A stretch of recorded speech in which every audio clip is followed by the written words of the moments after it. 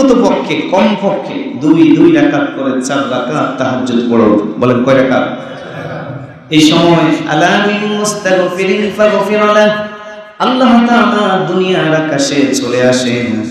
দুনিয়ার আকাশে এসে বলতে থাকেন, আসো কেউ ক্ষমা প্রার্থনাকারী, আমার কাছে ক্ষমা চাইবে, আমি তোমাদের জীবনের গুনাহ মাফ করে দেব।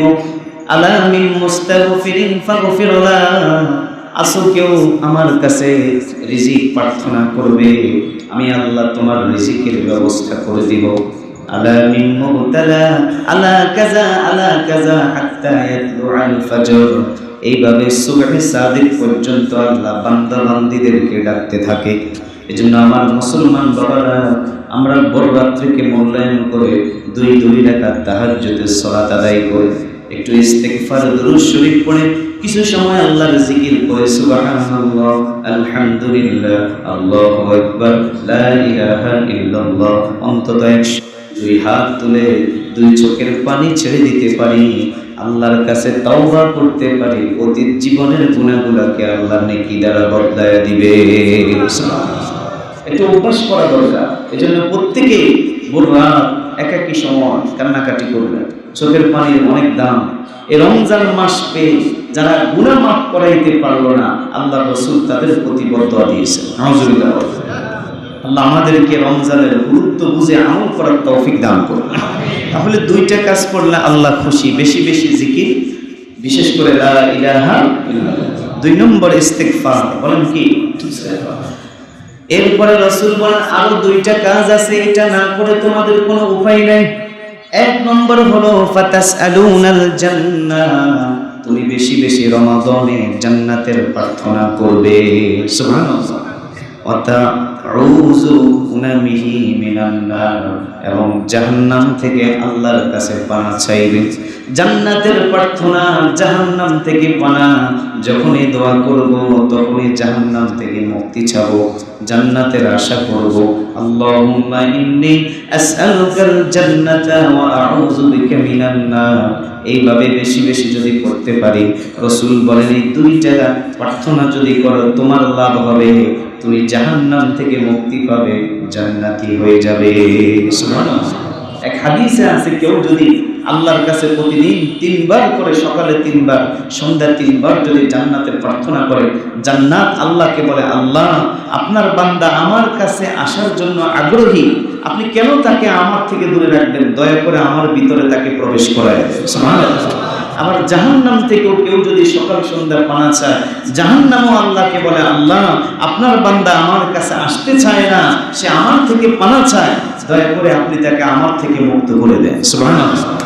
এজন্য আমরা বেশি বেশি জান্নাতের প্রার্থনা, জাহান্নাম থেকে পানা। কারণ কোরআনে আছে, সূরা আল ইমরানের 185 নং আয়াতের শেষ অংশে আল্লাহ বলছেন, ফামান যুহজিহা আনিন নারি ওয়া উদখিলাল জান্নাতা ফাকাদ ফাজ ওয়া মাল হায়াতুদ দুনিয়া ইল্লা মাতাউল গুরুর।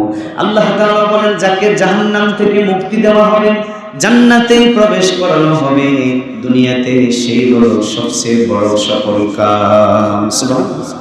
সফলতার মানুষ তারা, জাহান্নাম থেকে মুক্তি পাবে যারা। আর জাহান্নাম থেকে মুক্তি পাওয়ার উপযুক্ত সময় হলো মাহে রমাদান। বলেন কি? আল্লাহ তাআলা আমাদের প্রতি দয়া করছেন, রমজান দিয়ে দয়া করছেন, কারণ আমাদের গুনাহ করতে করতে, নাফরমানি করতে করতে আমাদের দিন নষ্ট হয়ে গেছে। আমাদের দিনটাকে পাকসাম করার জন্য, আমাদের দিনটাকে আল্লাহমুখী করার জন্য, আমাদের দিনটাকে আখিরাতমুখী করার জন্য আল্লাহ রমজানের মাধ্যমে আমাদের দিনকে পরিষ্কার করে দেন। সুবহানাল্লাহ। এটা আল্লাহ বিশেষভাবে আমাদের প্রতি দয়া এবং ইহসান। এরপরে আরেকটি হাদিস হযরত সাহাল ইবনে সাদ রাদিয়াল্লাহু তাআলা আনহু থেকে বর্ণিত, তিনি বলেন, ইন্না ফিল জান্নাতি বাবান ইউকালু লাহু রায়্যান ইয়াদখুলু মিনহু আস-সাইমুনা ইয়াওমাল কিয়ামা। নিশ্চয় আল্লাহ তাআলা জান্নাতে একটা দরজা রেখেছেন যার নাম হলো রায়্যান।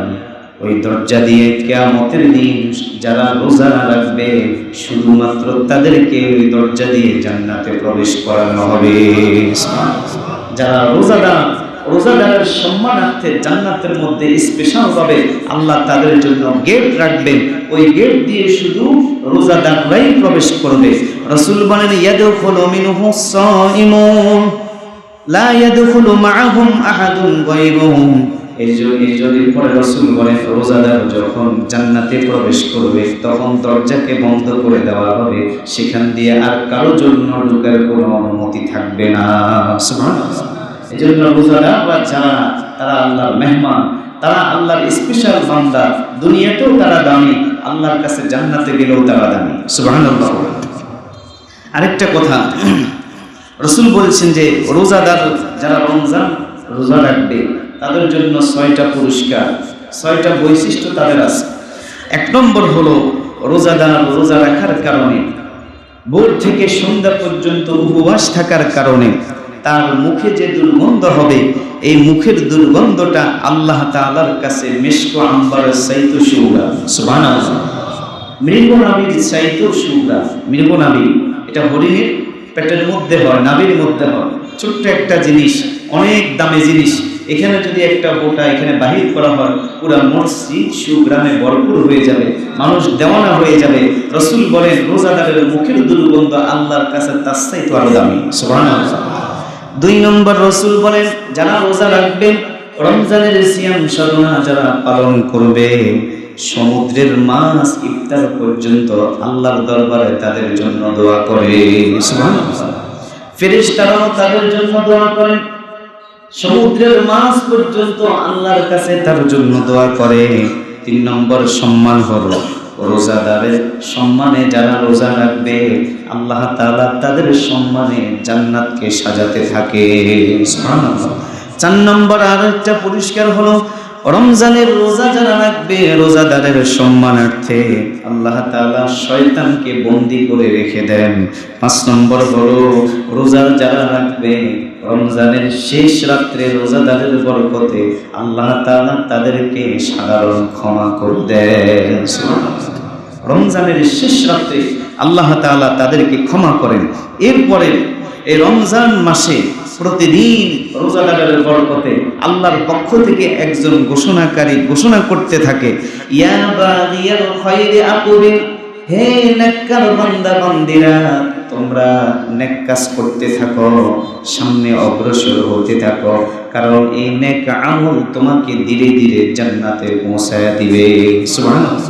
ওয়া বাগিয়াশ শাররি আকসির, এরপরে ফেরেশতা বলতে থাকে হে আল্লাহর বান্দা তোমরা যারা রোজা রাখো না, রোজার দিনও রমজানেও না ফরমানি করো, গুনাহ করো, খবরদার আর সামনে বাড়িও না, তোমার জন্য মহা বিপদ জাহান্নাম অপেক্ষা করতেছে।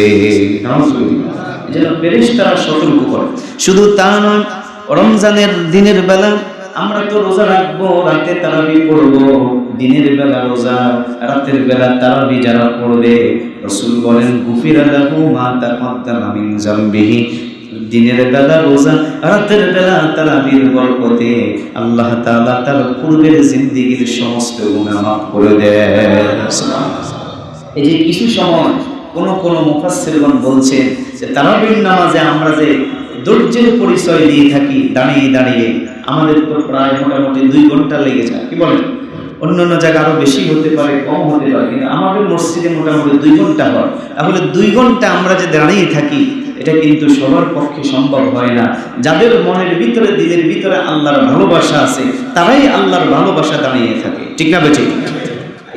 এটাই তার বহিঃপ্রকাশ, এটাই তার প্রমাণ যে মালিকের ভালোবাসা যার অন্তরে আছে সেই একমাত্র পরিপূর্ণভাবে দীর্ঘ সময় পর্যন্ত দাঁড়িয়ে তারাবির সালাত আদায় করতে পারে। শুধু তা নয়, যারা দুনিয়াতে দাঁড়িয়ে দাঁড়িয়ে নামাজ পড়বে, নামাজের মধ্যে দাঁড়িয়ে দাঁড়িয়ে সময় দিবে, কিয়ামতের কঠিন মুসিবতের সময় যখন সূর্য মাথার নিকটে আসবে আল্লাহ তাদেরকে ওই সময় বেশিক্ষণ দাঁড় করাবেন না, উঠতে দেরি তাদেরকে আরশের নিচে ছায়া দিতে দেরি করবে না। সুবহানাল্লাহ। এই জন্য এইটা মনে করে অন্তত পড়েন।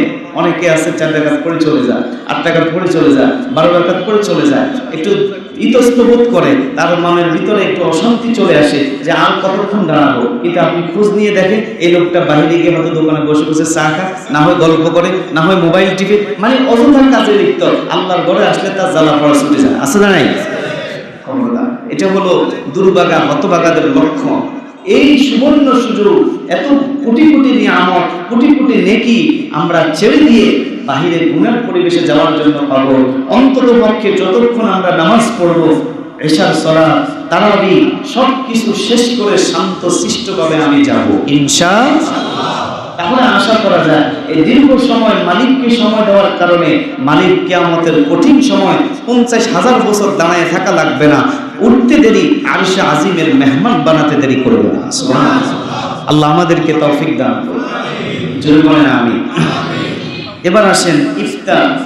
আমরা তো আলহামদুলিল্লাহ ইফতার সকলেই করি, সবাই তো করবো ইনশাআল্লাহ, কিন্তু রাসূলের হাদিস যে নিজে ইফতার করবেন তা না, মাঝে মাঝে আল্লাহর অন্য বান্দা যারা আছে গরিব অসহায় মিসকিন তাদেরকেও মাঝে মাঝে ইফতার করানো করলে লাভ আছে না নাই? দেখেন রাসূল কি বলে, আমি একটা হাদিস আপনাদেরকে শোনাই। আল্লাহর নবী বিশ্ব নবী বলেন, মান ফাত্তারা ফীহি সাইমান কানা লাহু মাগফিরাতুল লিযুনুবিহি।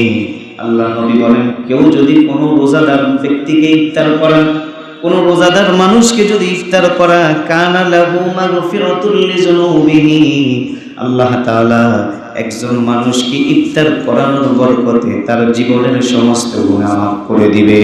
সুবহানাল্লাহ। তার পূর্বের জীবনের গুনাহ আল্লাহ মাফ করে দিবেন।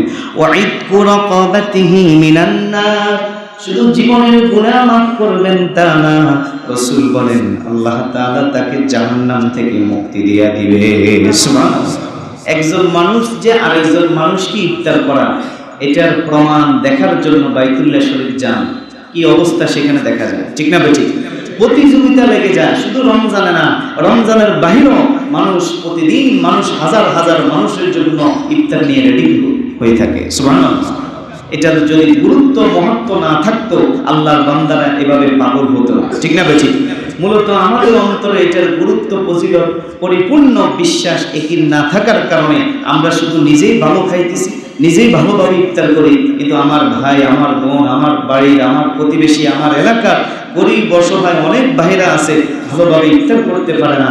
আমার উচিত হলো তাদেরকে কিছু ইফতার সামগ্রী কিনে দেওয়া, তাদেরকে সহযোগিতা করা। রাসূল বলেন তোমার জীবনের গুনাহ মাফ হবে, জাহান্নাম থেকে আল্লাহ তোমাকে মুক্ত করে দিবে। সুবহানাল্লাহ। আল্লাহ আমাদেরকে তৌফিক দান করুন। কি বলেন, এই সুবর্ণ সুযোগ আমাদের সবার আছে না নাই? আমি আপনাদেরকে পরামর্শ দিচ্ছি, আপনার অনেক আত্মীয় স্বজনের ভিতরে গরিব অসহায় আছে, বিধবা আছে, এতিম আছে, এদেরকে দেখে দেখে কিছু ইফতার সামগ্রী কিনে দেন, কিছু আর্থিক সহযোগিতা করেন, ইনশাআল্লাহ খুশি হবেন কে? তারা যাতে আমার কাছে আসতে না লাগে, আমি আমার দায়িত্ব অনুযায়ী তাদের কাছে পৌঁছায় দিব, ইনশাআল্লাহ আল্লাহ আমার জীবনের গুনাহ মাফ করে দিবেন ইনশাআল্লাহ। এরপরে সাহাবীরা যখন এই কথা রাসূল বলছে, এবার সাহাবীরা বলতেছে, কুল্লা ইয়া রাসূলুল্লাহ লাইসা কুল্লুনা নাজিদু মা নুফাত্তিরু বিহিস সাইম।